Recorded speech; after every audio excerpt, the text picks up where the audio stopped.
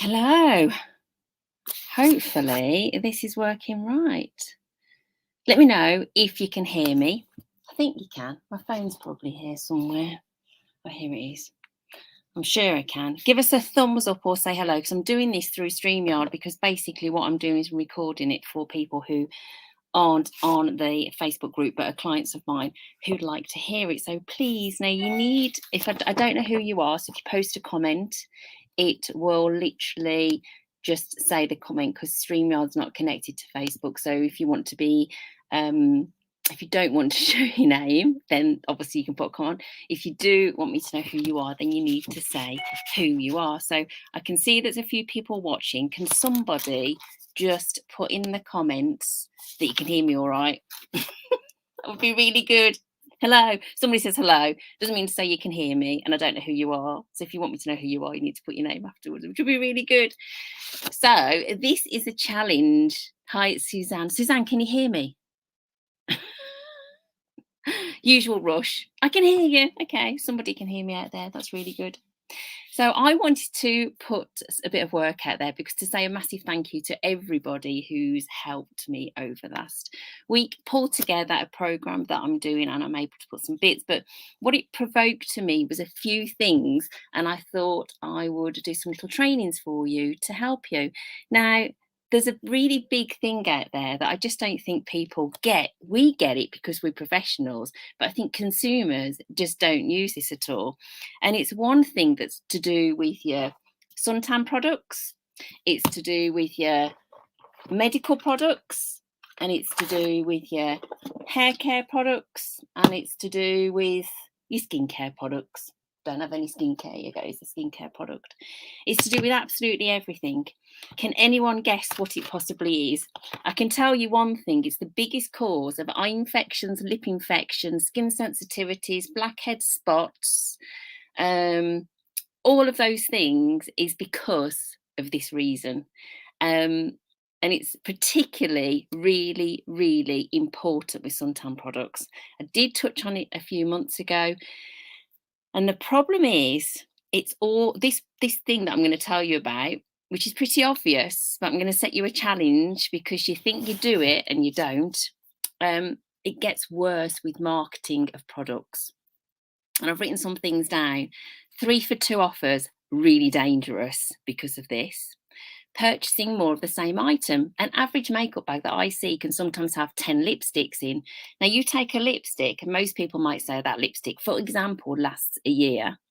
You times that by 10. Now you've got 10 years worth of lipstick. So just bear that in mind, 10 years, okay?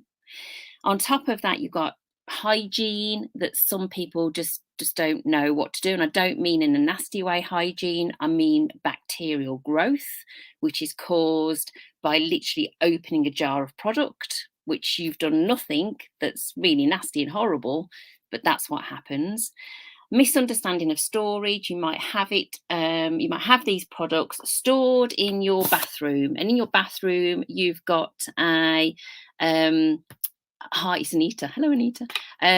Bacteria in the product. I don't know who said that. And shelf life. Whoever said shelf life, amazing. If that's Anita, then she's a skincare professional, so she knows.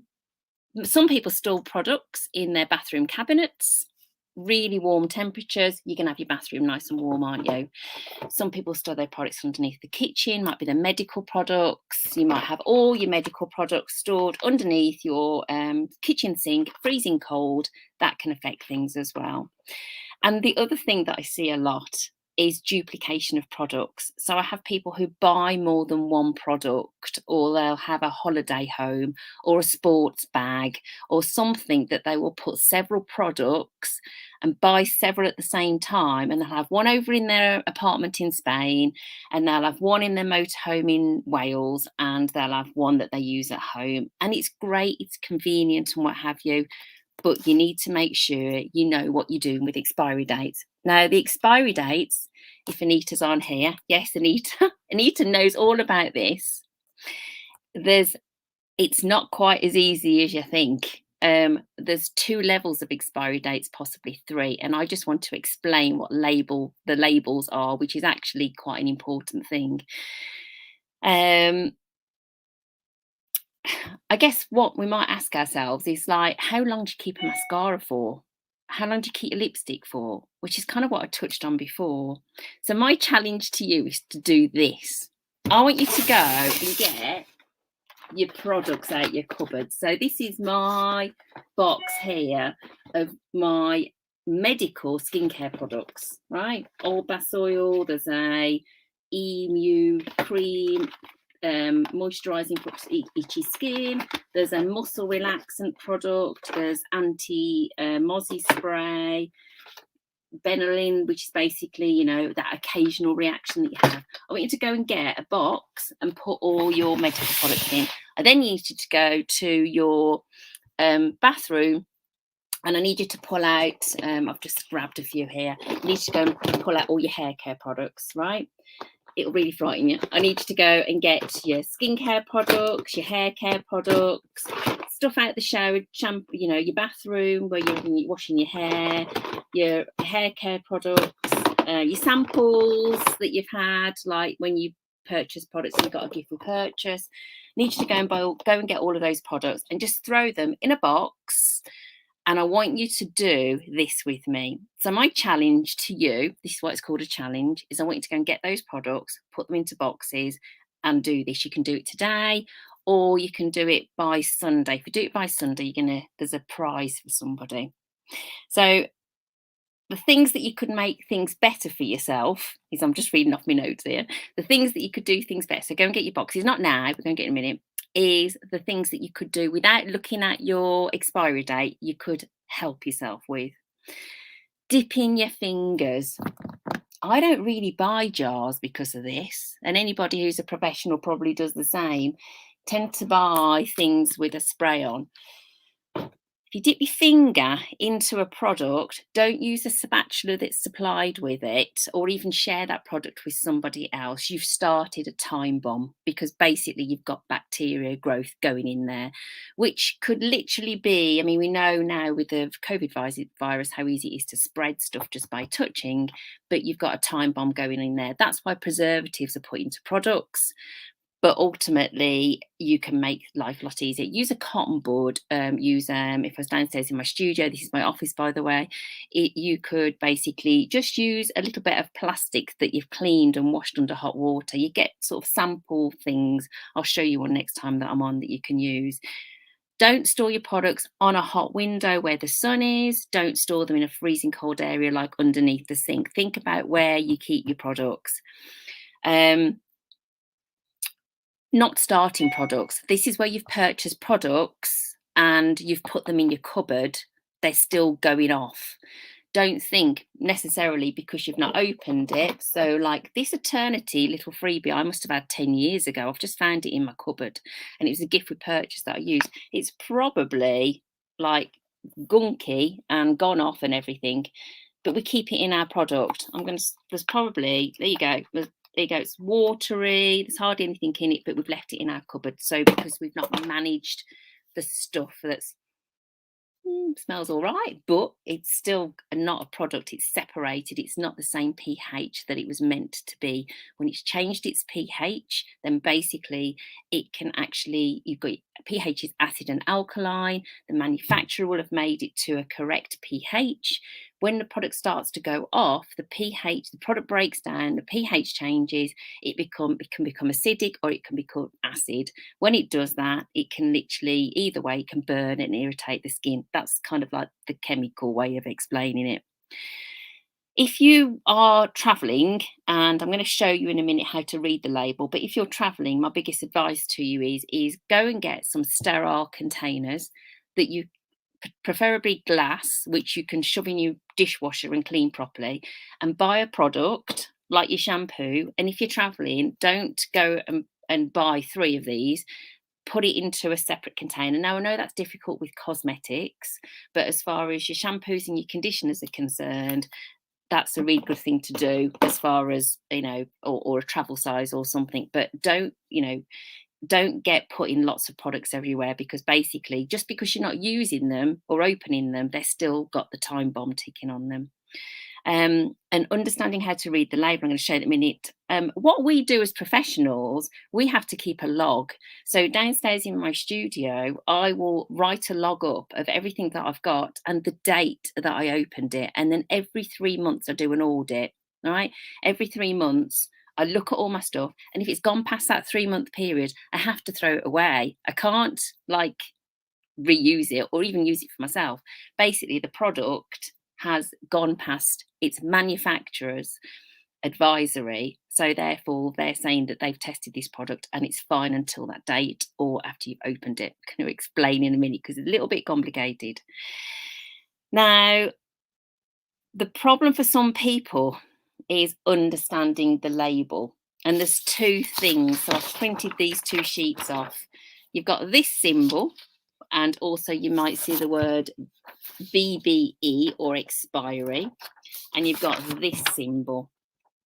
Does anybody know? Anita can't answer this, but you can answer it, Anita. Does anybody know the difference between 12 months in a pot or a best before or a little time bomb?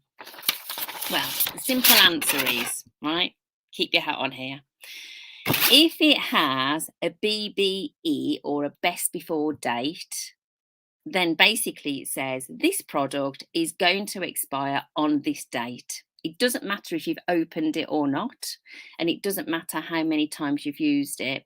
It's like the food in your cupboard. It's going to expire at that date. So my rule to you is when you buy something, make sure you use it.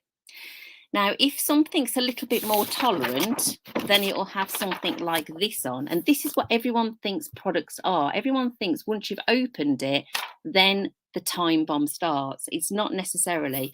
If it's got this on it, it's basically saying, okay, keep me for a couple of months, maybe a suntan cream or something like that. And then once you've opened it, you need to throw me away after 12 months. So that's once you've opened it. So only once you have to open it. Doesn't matter how many times you open it. Once you've opened it, you need to then throw it away. So let's just have a look at this. This, I don't know if you can see, has got there. Do you see here 12 months? Okay. Now, how many of us have got suntan creams in our cupboards that you haven't used last year or the year before even, and they're still in your drawer? And what you're saying is this is an SPF 15 and basically I'll use it next year on my holiday. We don't get a lot of sun here in the UK, so I'll use it next year on my holiday. The fact is this product is not fit for purpose. What you will get is you will definitely possibly get prickly heat, you'll get irritations, and the factor 15 that it's claiming to be is no longer a factor 15.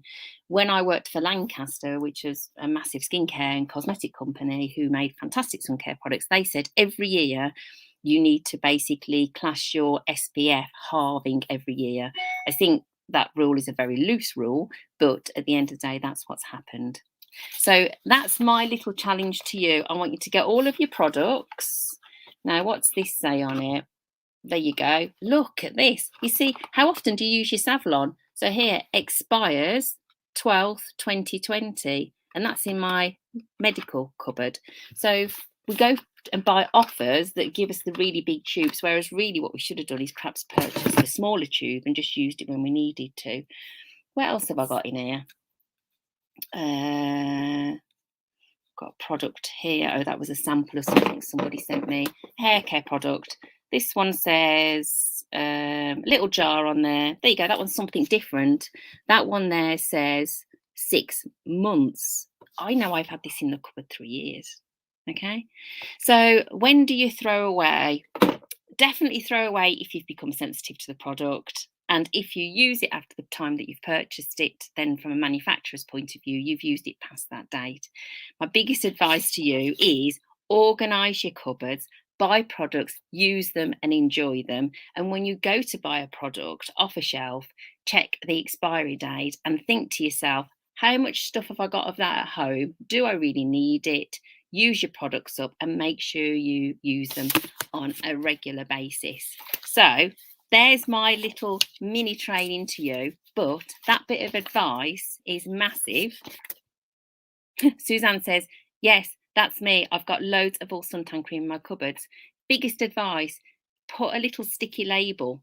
Let me show you a sticky label. I'm sure you've got a sticky label.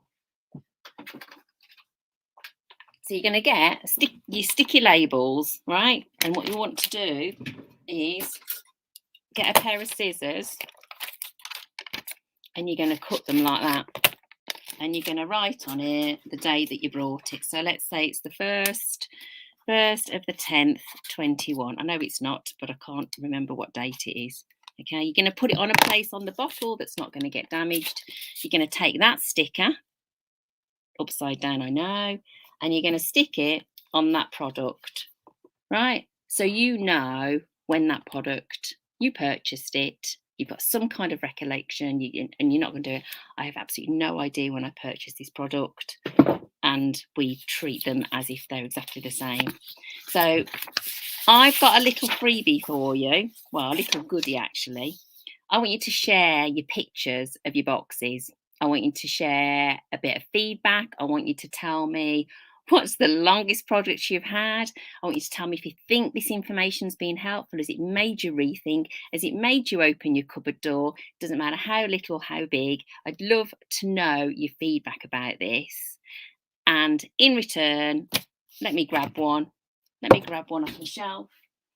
I'm going to give you my best-selling number 2 to the person who has perhaps just got everyone motivated, perhaps just got everyone going. All I'm going to do is ask for your address. I'm going to put that free of charge, £25 worth, in the post, because that's what a challenge is all about. Do shops stick to this too? How do we know how long the sun cream has been on the shelf before I've brought it, Suzanne? Your best advice as far as that's concerned, as a retailer, they're supposed to do stock turn. Ask the retailer how long they've had that product. The second, there's a couple of other things that you can do. Buy ones which have obviously got a best before date, which is good. But the thing is, if it's got a 12-month sticker on it, then you know that that 12 months kicks in once you've opened it, right? And as a retailer, that retailer should be buying products probably within like about 6 months. If they've got horrific stock turn, quite frankly, if there's dust everywhere in the shop, then it's all about going to a reputable supplier, somewhere like a supermarket or somewhere like that that's got, or Boots the Chemist. They should be putting their products at the back and then you'd be buying them. To be honest with you, the shelves do clear and they will have. The second thing that you can do is products have a batch number on them. Okay, so if you're really into this, so I handwrite some of mine on the bottom. That's got my expiry date, which basically says 8th 22. So this product you need to use by 8th 22, and it has their number 18, and that was my batch number 18. So if you're really concerned about a product, you can contact the manufacturer, tell them that's the batch number. They go back to their stats and they can basically tell you what the expiry date is. So if you're really concerned about that, then you can do it. But any good product, will have that information on.